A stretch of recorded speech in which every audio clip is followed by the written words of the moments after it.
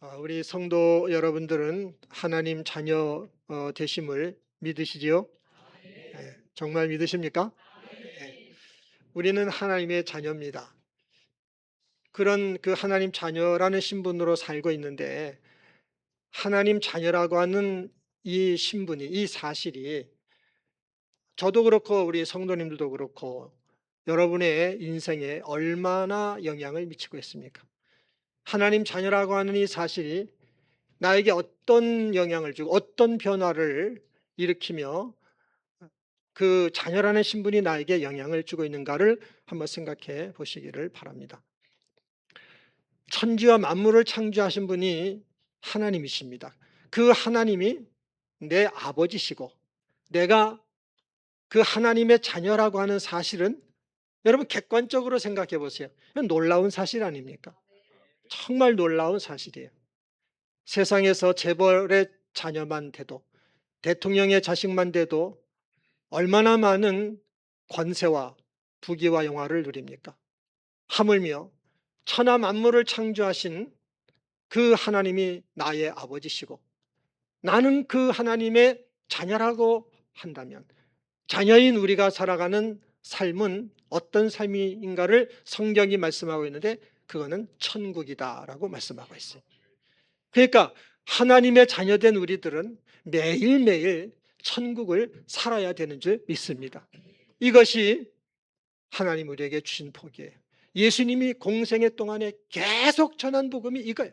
회개하라, 천국이 가까이 왔느니라. 주님이 전한 복음은 우리에게 천국을 주신 복음이에요. 그러니까 하나님 자녀들은 하나님 아버지와 함께 매일매일 천국을 살아야 맞는 겁니다. 그렇지만 우리의 현실은 그렇게 살지를 못하고 있습니다. 왜 그러냐 하면은 우리가 사는 현실에는 어려움이 많고 고난이 많기 때문에 그렇습니다. 우리 마음에는 이런 생각을 하는 거예요. 하나님, 제가 하나님의 자녀라면 내 인생에 어려움이 없어야 되잖아요. 고난이 없어야 되잖아요. 그냥 평안하게 형통하게만 해주셔야 하나님 자녀답게 행복하게 살 텐데 왜 이렇습니까? 그런 생각을 하고 그런 질문을 한단 말이죠. 어려움과 고난이 떠나지 않는 것이 우리의 현실이에요. 이런 현실 속에 살다 보니까 또 우린 이런 생각을 하게 돼요. 내가 하나님 자녀라고 하는데 진짜 하나님 자녀가 맞는 건가? 하나님이 내 아버지시라고 하는데 진짜 하나님이 내 아버지가 되신 것이 이게 맞는 것인가? 이런 생각을 하게 되는 거예요. 그러면서 하나님의 자녀임에도 불구하고 하나님이 그리스도를 통하여 주신 축복은 천국의 복인데 우리는 그 천국을 살아가는 복을 누리지 못하는 그런 현실을 살아가고 있다라는 겁니다. 여러분, 정말 우리가 하나님의 자녀로서 하나님 아버지와 함께 천국을 살려면, 행복한 삶을 살려면 이런 문제가 해결받아야 돼요. 이게 해결되지 않으면 우리는 그냥 어떤 명분으로만, 그냥 신분만으로만 하나님 자녀로 살아가고 삶의 내용, 질에 있어서는 세상 사람과 다를 바 없이 살 수밖에 없습니다. 이 문제를 해결받아야 돼요. 어떻게 해결받을 수가 있겠습니까? 우리의 생각이 변해야 돼요. 우리의 생각이 하나님의 생각과 같아져야 돼요. 우리 생각은 어떤 생각이냐면, 내가 하나님 자녀라고 한다면 하나님이 내가 자녀인 내가 원하고 바라는 대로 해주셔야 되죠. 내가 원하는 거 건강이고 재물이고 자녀가 잘 되는 것이고 명예고 권세고 지위고 이런 것이란 말이죠. 이거 주셔야 내가 하나님 자녀로 행복하게 살게 되지 않겠습니까? 이런 생각입니다. 우리의 생각은. 그러나 하나님께서 우리에게 주시려고 하는 축복은 우리가 생각하는 것보다 훨씬 크고 놀랍다고 하는 겁니다. 하나님이 우리에게 주시려고 하는 축복은 어떤 거냐면 하나님의 독생자, 하나밖에 없는 독생자이신 예수님과 같은 자녀의 복을 주시는 것, 그것이 하나님 우리에게 주시는 축복이라는 걸 믿으시기를 바랍니다. 우리 성경을 한번 읽어보겠습니다. 에베소서 2장 6절 같이 한번 읽겠어요. 시작. 또 함께 일으키사 그리스도 예수 안에서 함께 하늘에 앉히시니. 아멘. 우리가 원하는 것은 우리의 목표는 뭐냐? 이 세상이에요. 이 세상에서 그냥 잘 되는 게 우리의 목표예요. 그러나 하나님의 목표는 이 세상이 아니에요. 하나님의 목표는 뭐냐면 우리들을 예수님과 똑같이, 예수님이 하나님 보좌 우편에 앉아 계신 것처럼 우리들도 그 자리에 같이 앉게 해서 예수님, 하나님의 유일한 독생자여 자녀인 예수님과 똑같은 그런 복을 받게 해주시는 것이 하나님이 우리에게 주시는, 그런 주시고자 하는 축복인 줄 믿습니다. 이것이 하나님의 목표예요. 그렇기 때문에 이것이 하나님 목표이기 때문에 하나님은 독생자 예수님을 세상에 보내셔서 우리 죄 문제를 이제 십자가의 피로 해결해 주시고 우리를 죄에서 구원하여 하나님 자녀로 거듭나게 해 주셨지만 그걸로 끝나지 않으시고 우리를 더 예수님을 닮은 거룩한 자녀로 길러 가신다고 하는 사실을 깨달으시기를 바랍니다. 하나님은 그 일을 아시는 거죠. 예수님의 피로 우리를 구원하사 하나님 자녀로 태어나게 하신 걸로 하나님의 일이 끝나지 않았어요. 우리를 예수님처럼 거룩한 자녀로 자라가게 하시는 일을 하나님이 계속 하시는데 이 일을 뭘 통해서 어떤 방법으로 하시냐면은 어려움과 고난을 통과하는, 이거를 통과하는 방법을 통해서 하나님께서 이 일을 하시는 것입니다. 우리가 생각하는 것은 그냥 세상에서 건강 주시고 재물 주시고 자녀 잘 되게 해주시고 그냥 명예도 좀 주시고 권력도 좀 주시고 뭐 이런 거를 주셔야 우리는 행복하게 살 수 있다라고 생각을 합니다만은, 그러나 세상에서 이런 거 다 가진 사람들 뉴스에 많이 나오잖아요. 스스로 자기 생명을 끊은 사람이 얼마나 많습니까? 그런 거 다 가져도 진정으로 인간은 행복할 수 없다는 것을 우리는 삶을 통하여 경험을 하며 살고 있단 말이에요. 진짜 행복하려면 어떻게 돼야 되냐면 예수님처럼 거룩해져야 되는 것입니다. 그래야만 진짜 행복해질 수가 있어요. 여러분, 예수님처럼 거룩해지면 어떻게 되겠어요? 예수님처럼 살게 되는 것이죠. 예수님처럼 거룩해지면, 예수님은 세상에서 가장 가난한 집에서 태어나고 배운 것도 없지만은 그분은 세상의 주인으로 사셨어요. 세상 모든 것이 다 주의 것이고 주의 소유로 그렇게 주님은 사셨어요. 우리도 예수님처럼 거룩해지면 이 세상의 종이 아니라 이 세상이 나의 소유가 되고 이 세상의 주인이 되어서 살게 되는 것입니다. 예수님은 이 땅에 살면서 사람한테 종이 된 적이 없어요. 예수님은 이 땅에 살면서 세상 사람들이 그렇게 좋아하는 권력이나 명예나 재물이나 뭐 이런 거에 예수님이 종이 된 적이 없어요. 그거를 전부 다 주님은 다스렸단 말이죠. 우리가 예수님처럼 거룩하게 된다면 우리도 사람한테 종이 되지 않고 자유하게 될 것이고 이 세상에 있는 모든 것에서부터도 우리는 종이 아니라 그거를 다스리고 지배하고 정복하며 창세기 하나님이 인간을 창조하실 때 말씀하신 것처럼 이 땅을 다스리고 정복하며 충만한 그런 삶을 살게 된다는 걸 믿으시기를 바랍니다. 그래서 예수님처럼 거룩해지는 것이 인생을 가장 행복하게 사는 길이 되는 것입니다. 이런 축복을 주시기 위하여 하나님께서는 우리들을 어떻게 하시냐면은 어려움과 고난을 통과하게 하시는 겁니다. 어려움과 고난을 통과해야 우리가 예수님처럼 거룩해지기 때문에 그렇습니다.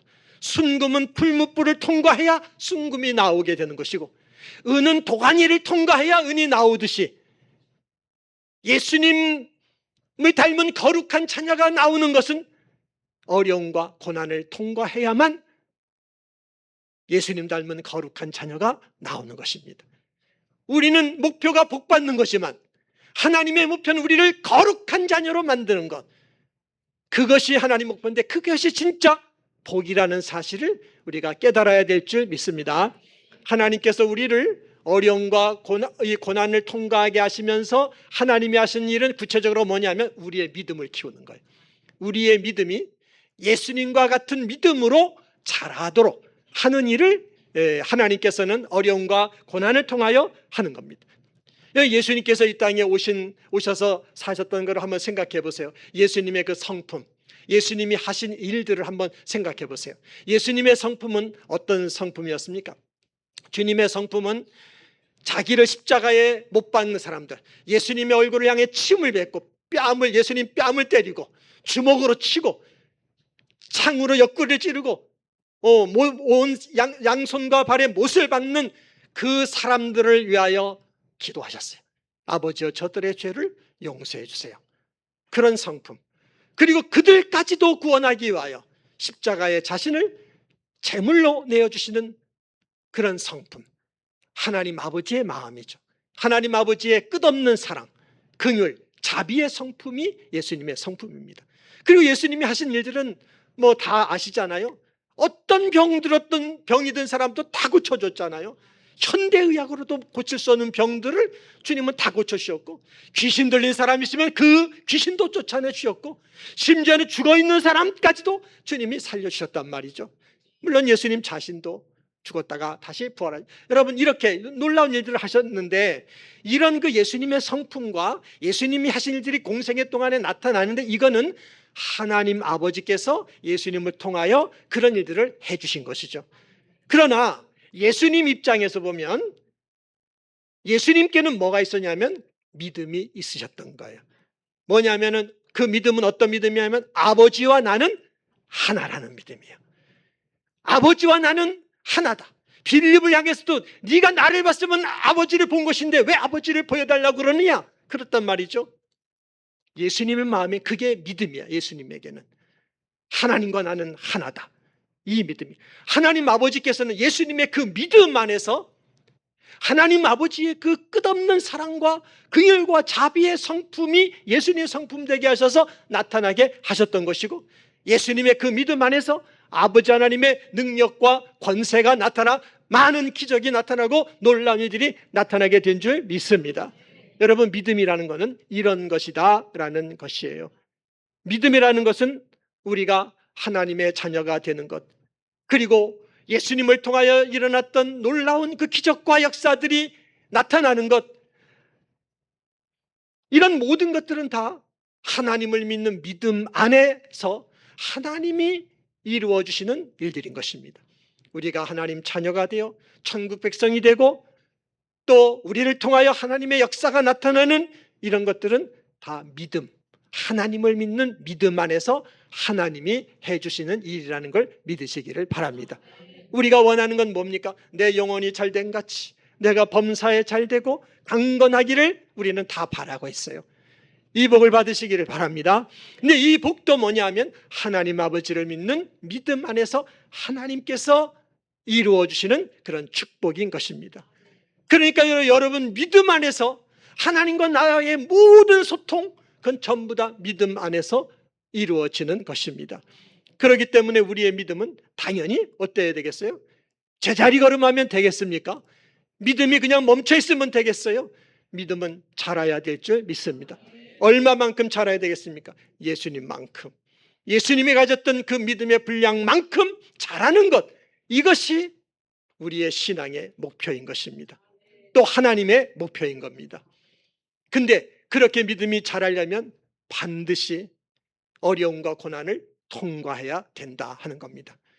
그냥 이 믿음을 가질 수는 없어요.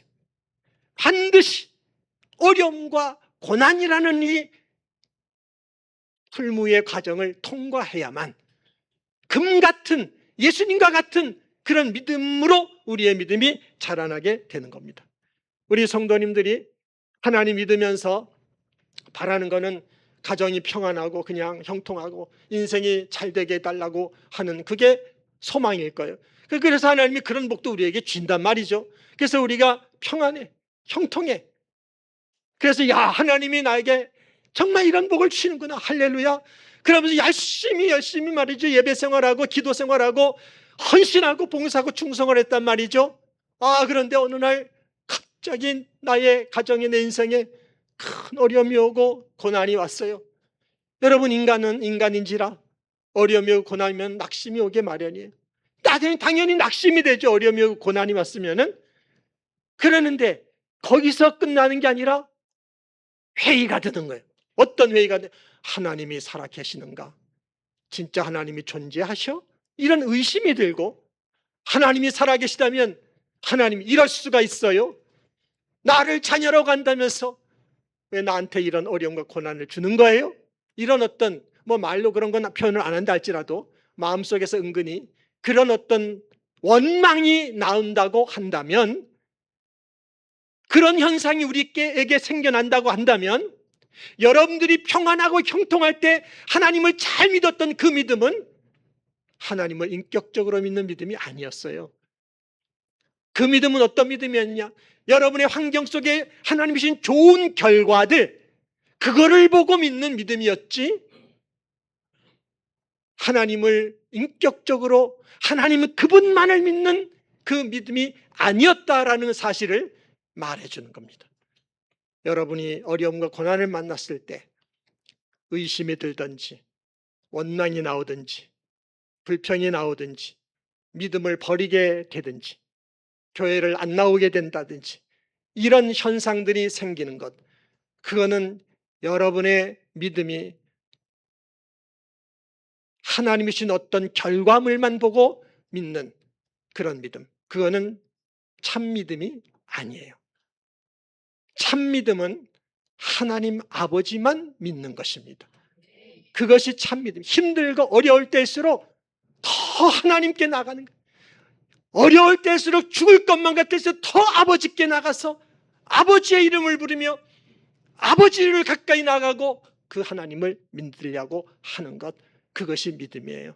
여러분, 어린애가 아버지와 함께 가는데 위험한 일을 만났어. 그때 어린애가 뭐라 그러냐? 아빠 하면서 아빠 손을 콱 붙들고 아빠한테 더 뛰어들잖아요. 어려울수록 위험할수록 아빠에게 달려드는 게 자식이란 말이죠. 이것이 진짜 부모와 자녀의 관계예요. 진짜 부모와 자녀 사이는 그런 거예요. 하나님이 진짜 우리의 아버지시라고 한다면 우리가 어려움을 만날 때, 고난을 만날 때, 그때 더 아버지 하나님께 가까이 가야 돼요. 더 아버지 하나님께 나가 더 믿어야 되고 더 하나가 되는 그 길로 가야 되는 것입니다. 그것이 진짜 아버지와 자녀의 관계인 것입니다. 그 아버지를 믿는 믿음으로 말미암아 어렵고 힘들 때 그 아버지를 믿는 믿음 안에 용기도 얻고 힘을 얻고 담대하게 배짱을 부리며 가는, 그것이 믿음이라는 사실을 아시기를 바랍니다. 그래서 하나님 자녀인 우리는요, 고난을 어려움을 당하면 우리의 생각을 잘 해야 돼요. 하나님께서 나에게 정말 믿음의 훈련을 시키려고, 내 믿음을 더 잘하게 하려고 이런 어려움과 고난을 주시는구나 라고 생각해야 돼. 내 믿음을 잘하게 해서 그 믿음을 통해 나에게 유익을 주시려고, 나를 축복해 주시려고 하나님이 이런 어려움과 고난을 나에게 주신다. 성도는 이렇게 생각해야 되고, 그렇기 때문에 그 어려움과 고난 속에서 더 하나님께 나가야 되고 그 하나님을 믿는 믿음의 길을 걸어가야 되는 줄 믿습니다. 그 믿음 안에서 막 힘을 얻어야 돼요. 그 믿음 안에서 용기를 내야 되고 그 믿음 안에서 희망을 붙잡고 가는, 이것이 진짜 믿음이라는 걸 믿으시기를 바랍니다. 예수님의 믿음이 그런 믿음이었다는 겁니다. 우리의 믿음도 그런 믿음으로 자라야 될 줄 믿습니다. 마가복음 14장 33절에서 36절을 한번 읽어보도록 하겠습니다. 시작. 베드로와 야고보와 요한을 데리고 가실새 심히 놀라시며 슬퍼하사 말씀하시되 내 마음이 심히 고민하여 죽게 되었으니 너희는 여기 머물러 깨어 있으라 하시고 조금 나아가사 땅에 엎드려 될 수 있는 대로 이때가 자기에게서 지나가기를 구하여 이르시되 아빠 아버지여, 아버지께는 모든 것이 가능하오니 이 잔을 내게서 옮기시옵소서. 그러나 나의 원대로 마시옵고 아버지의 원대로 하옵소서 하시고. 아멘. 여러분, 예수님은 죄가 없으신 하나님의 아들입니다. 그런데 인류의 죄를 대신 담당하고 십자가에 죽으셔야 했어요. 그게 예수님의 사명이긴 하지만 얼마나 그게 고통스럽겠습니까? 그래서 주님의 마음이 너무 고민이 됐어요. 마음이 슬프고 예수님 자신도 놀라는 거예요. 내가 이거를 정말 감당해야 되나? 내가 이 고통을 당해야 되나? 할 수만 있다면 이 고통을 당하고 싶지 않아서 겟세마네 동산에 가서 예수님은 부르짖어 기도하신 겁니다. 이 잔을, 이 고통을 내가 당하지 않을 수만 있다면 그렇게 달라고 그렇게 기도하는 것이 겟세마네 동산인데, 여러분 겟세마네 동산에서 기도하시는 예수님의 모습을 여러분이 이 복음서를 통하여 한번 생각해 보실 때, 그때 기도하시는 예수님이 하나님을 향하여 어떠한 마음의 그 태도를 가지고 기도를 하십니까? 하나님을 향하여 원망하는 마음이 전혀 없으세요. 그 겟세마네 동산에서 기도하실 때 예수님은 여전히 그 하나님이 아버지셨어요. 그리고 그 아버지를 넘어서요. 여러분 오늘 읽은 거 여기 마가복음 14장 33절 36절 말씀 여러분의 눈에 좀 이렇게 좀 인상적으로 들어오는 단어가 있나요? 뭔가 이렇게 마음에 좀 이렇게 탁 하고 느껴지는 단어가 있나요? 없어요? 예? 내 뜻대로 마시고 아버지 원대로 하옵소서. 예. 예. 뭐 여러분 각자 느끼는 거는 다 다를 수가 있으니까 저는 여기서 뭐가 딱 인상적이냐? 아빠 그러는 거예요. 아빠, 아버지. 지금 예수님은 십자가에 달려 죽어야 되는 이 고통, 죽는 것도 그냥 뭐 목 잘려 죽으면 그냥 쉽게 죽지만은 처절하게 말이죠. 6시간 이상 그 전에 얼마나 많은 모욕과 천대와 채찍에 맞는 고통을 당했습니다. 그걸 다 당하고 죽는 그 고통을 겪어야 된단 말이죠. 견딜 수가 없어요. 그때에 하나님을 향해 하나님이 내 아버지시면 이럴 수가 있으면 이런 게 아니라 아빠, 아버지. 그 아버지를 붙잡지 않습니까? 그 죽음의 순간, 고통을 겪어야 되는 순간에 아빠, 아버지를 붙잡아요. 여러분 우리가 인생에서 어려움과 고난을 당할 때 우리의 믿음도 이 예수님의 믿음의 길을 가야 될 줄 믿습니다. 하박국 선지자도 이런 믿음을 가졌어요. 우리 하박국 3장 17절 18절을 한번 읽어보도록 하겠습니다. 시작. 비록 무화과 나무가 무성하지 못하며 포도나무에 열매가 없으며 감람나무에 소출이 없으며 밭에 먹을 것이 없으며 우리의 양이 없으며 외양간에 소가 없을지라도 나는 여호와로 말미암아 즐거워하며 나의 구원의 하나님으로 말미암아 기뻐하리로다. 아멘. 하박국 선지자가 세상을 보니까 악한 사람들이 더 잘 돼, 형통하고. 그런데 하나님을 잘 믿으려고 하는 이 의인들은 말이죠, 많은 고난을 당하고 그 고난 속에서 엄청난 고통을 당하는 그런 모습을 보면서 하박국이 하나님한테 항변했어요. 하나님, 세상이 왜 이렇습니까? 하나님께 항변을 했더니만 하나님이 주시는 답변은 하나였어요. 의인은 그의 믿음으로 말미암아 살리라. 이게 하박국에게 주신 답변이에요. 여러분 이 말씀의 뜻이 뭐냐? 하나님이 의인이다라고 인정하는 사람, 하나님이 칭찬해주고 하나님이 복 주실 사람은 누구냐? 이 세상을 볼 때 세상이 너무 부조리해 보이고 불법이 판을 치고 악한 자들이 더 잘 되는 것 같고 하나님 잘 믿으려고 한 사람들은 또 고난을 당하는 이런 세상이 현실이다 할지라도 그런 가운데서도 나는 하나님만 믿겠습니다 하며 하나님만 믿는 그 사람을 하나님은 의롭다 하시고 그를 칭찬해 주시고 축복해 주신다고 하는 뜻인 것입니다. 여러분 하나님은 다 보고 계시는 거예요. 하나님은요 이 악인들이 형통하고 잘되고 떵떵거리는 거, 그리고 하나님의 자녀들이 고난당하고 고통당하는 것들을 다 보고 계세요. 하나님은 모르시는 것이 없어요. 다 아세요. 그런데 악인들은 뭐라냐면 야 내가 이겼다, 내가 승리했다 라고 착각을 하고, 의인들은 나는 하나님을 믿으려고 하는데 내 인생이 왜 이래, 나는 패배했네, 이렇게 잘못 생각하고 있는 거란 말이죠. 그게 아니라는 겁니다.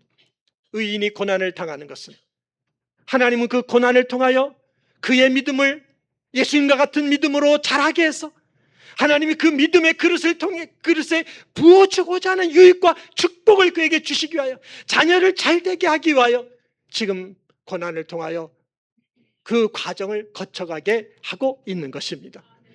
하박국 선지자는 이거를 알게 된 거예요.